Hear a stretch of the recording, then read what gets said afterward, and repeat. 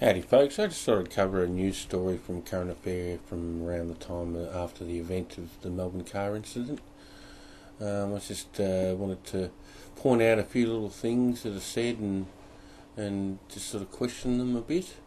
I must advise you though that there's a lot of emotion and stuff being put in here, whether it's the music, whether it's the people getting upset. Either way, yeah, I just said viewer discretion advised. Tragedy as more details of the shocking attack come to light and grief turns to anger. Tonight, serious questions are being raised about the bail system with calls for tougher restrictions for violent offenders. And so you'll notice the first thing they bring up is the bail system. That's their patsy for this thing at the moment. They're not going to blame the police for being incompetent, as you wouldn't. No more second chances. Over 42 years of policing, Friday was probably one of the darkest days of Victoria. When children are involved, it's so heartbreaking. At a time like this, I think everyone is looking for something to comfort them. Now here's one of my favourites, this Misha character, Misha Rhodes, Misha Street. She should change her name to Misha Burke Street. But yeah, she really irritates me, her constant lies. She's got fake followers on Facebook even. Check out my video, Facebook fake followers. Ian, oh my God! Let's go. No, you stay in the car, Ian! After the first 30 seconds, it was really obvious that he was there to do damage. Just hold his head so he doesn't move.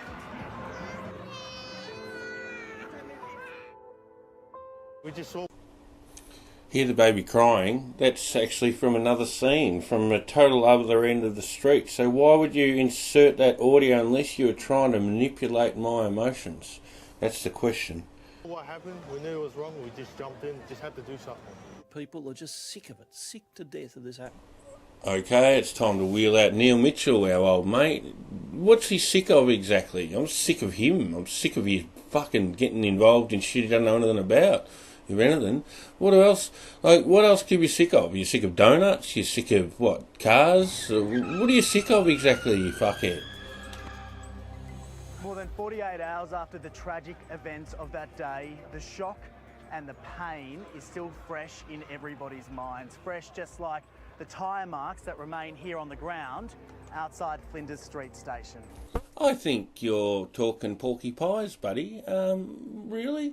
That's a bit outside of where he was driving. I think you've just seen a little wheelie mark on the road and you've decided to call that what you've called it. I don't think it is. The trajectory wouldn't be right. There's a few factors there, mate. So, yeah, I think you're just trying to play with me again. It's constantly on the screen. It constantly makes you feel that emotion, and it gets stronger and stronger as you go with every viewing of it. Oh, I'm sorry. I'm just going to... Yeah, I must say she was right there. Like, that constant viewing of it will make you get those feelings. That was the whole idea. That was the design.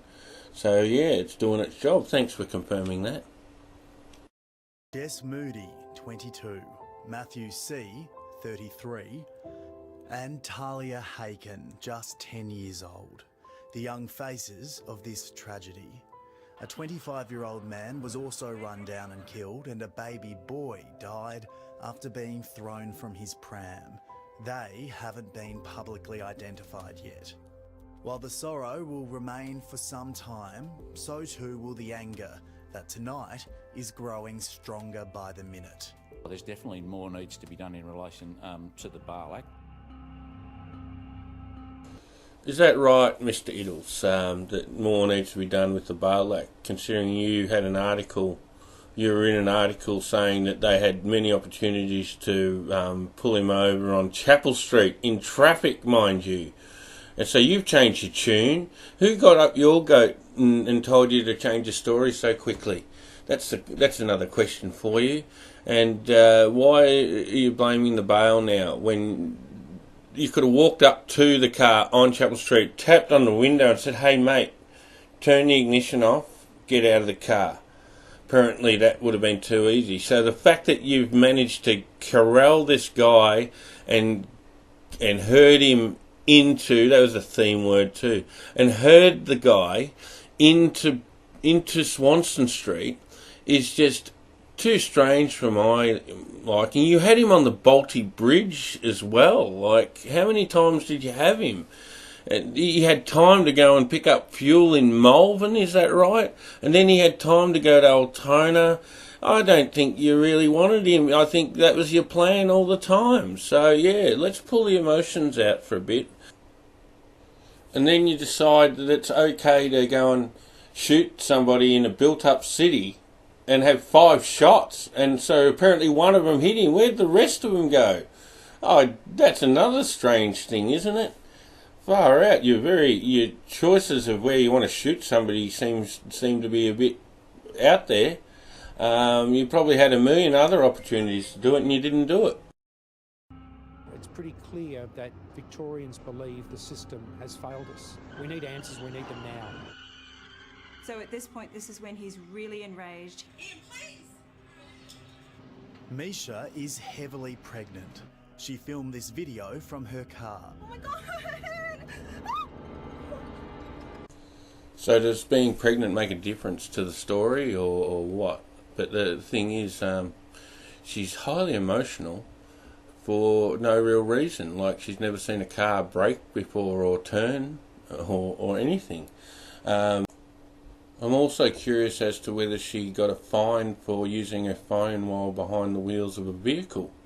Or did that just slip by? Like, you know, you're very selective with your rules, I find. Yeah, I'm very curious.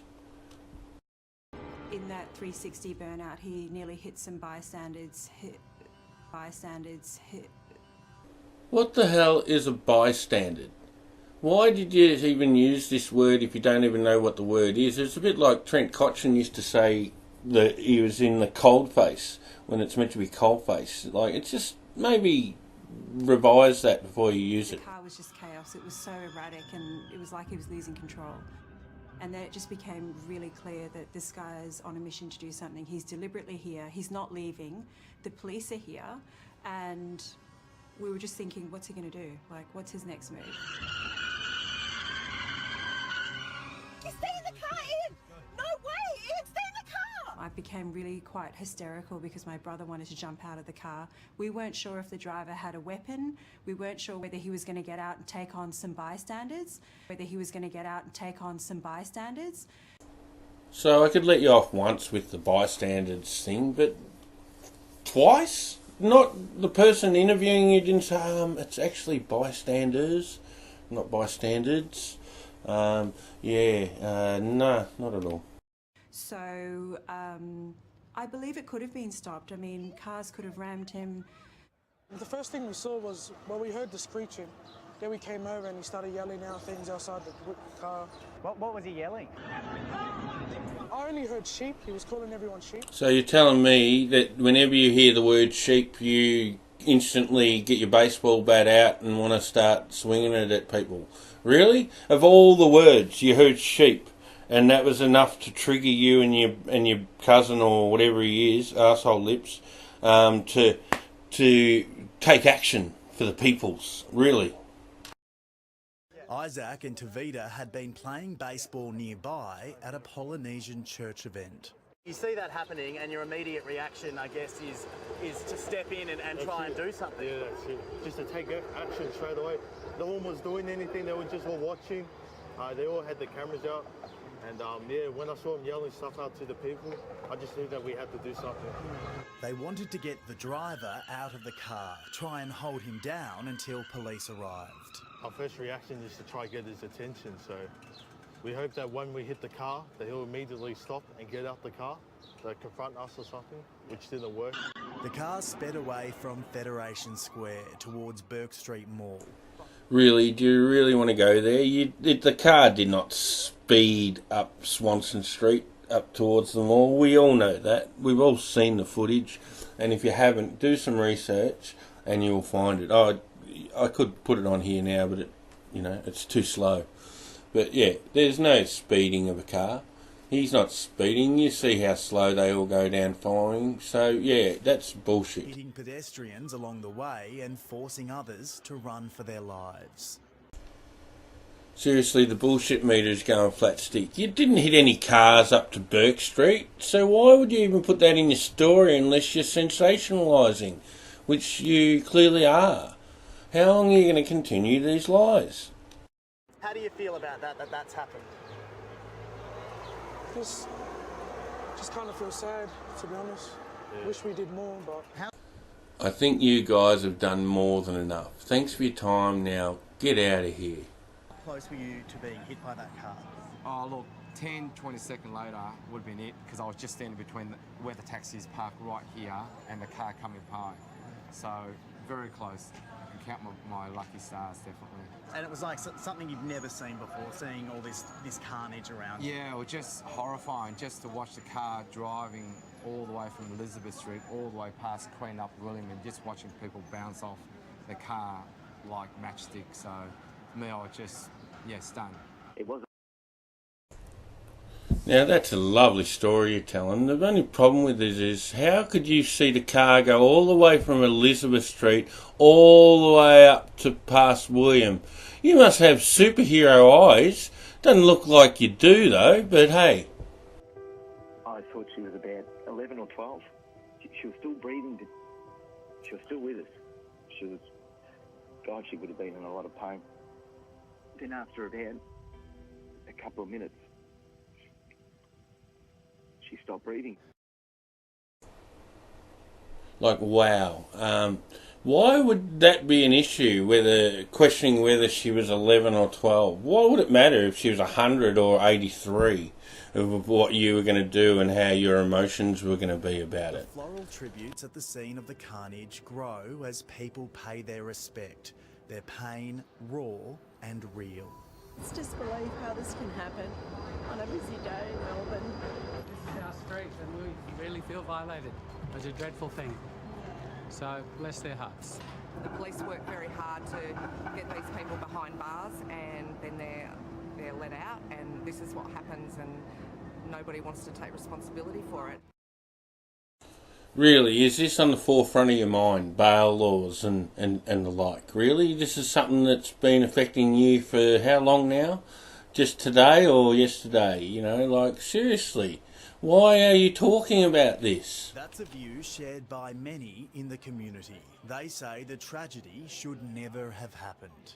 Victoria's bail system's falling apart. It's not protecting us. It's not working for us.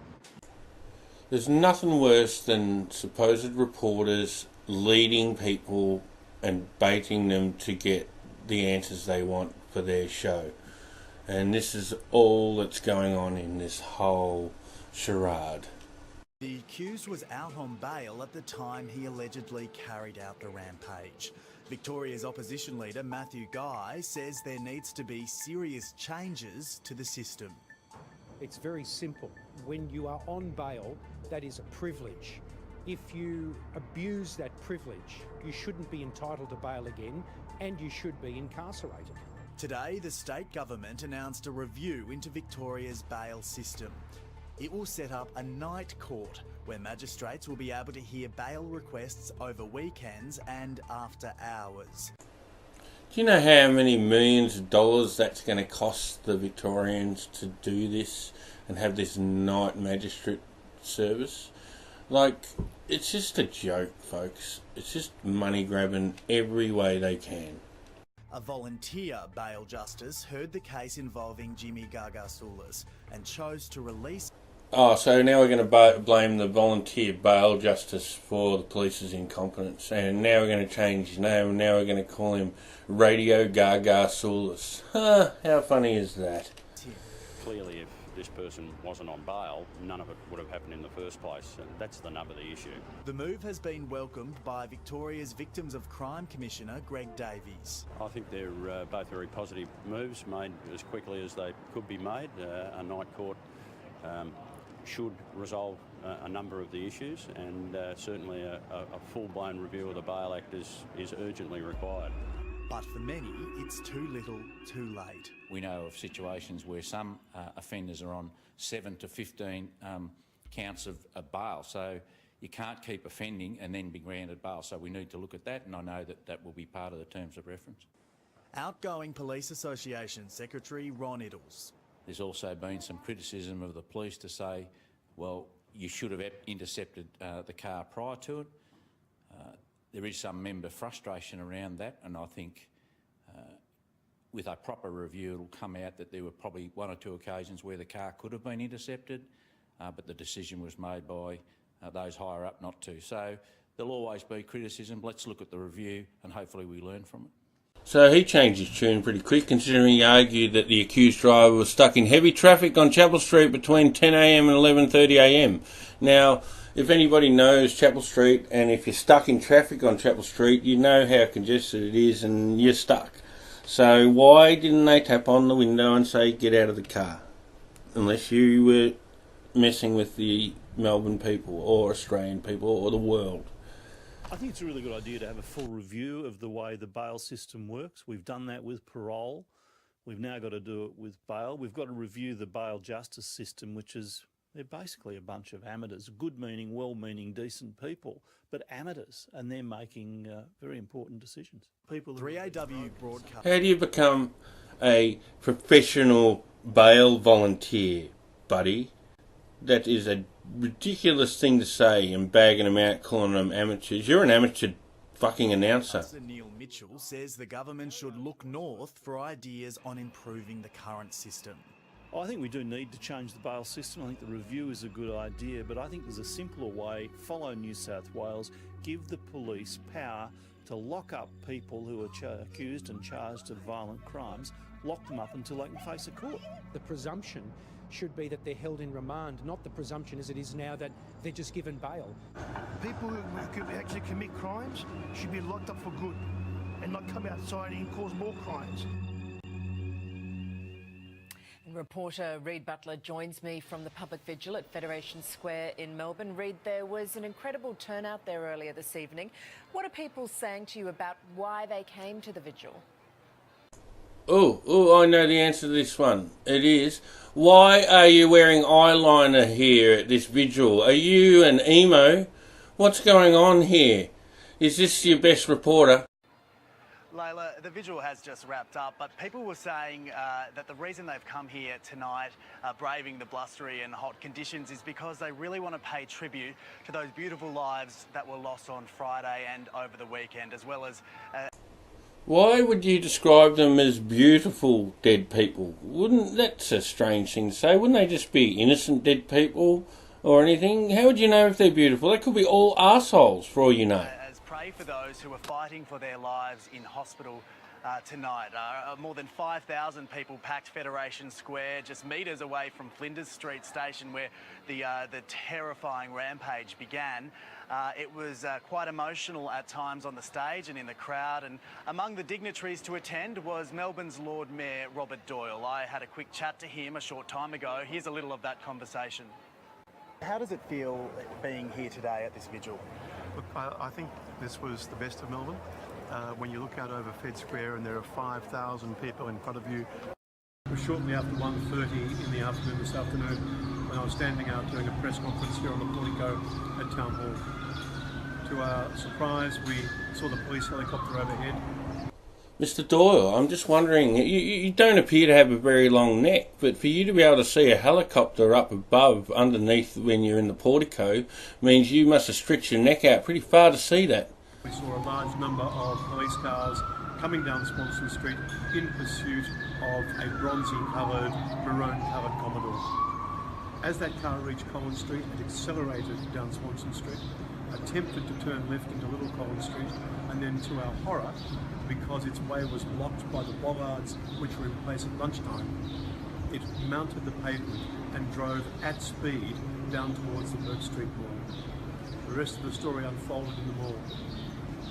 I look down now on Swanston Street, which is unearthly quiet because police have cordoned it off, and we think with great sorrow of the wanton act of destruction that's taken as yet an unknown number of lives, has injured many, many more, and traumatised even more again. It's very difficult to believe that these sort of things can happen right in front of you in the middle of our city. We just ask that people think about getting home tonight, spare a thought particularly for those families and loved ones of those who've been affected, and let's try to take better care of each other at this awful time in the centre of our city.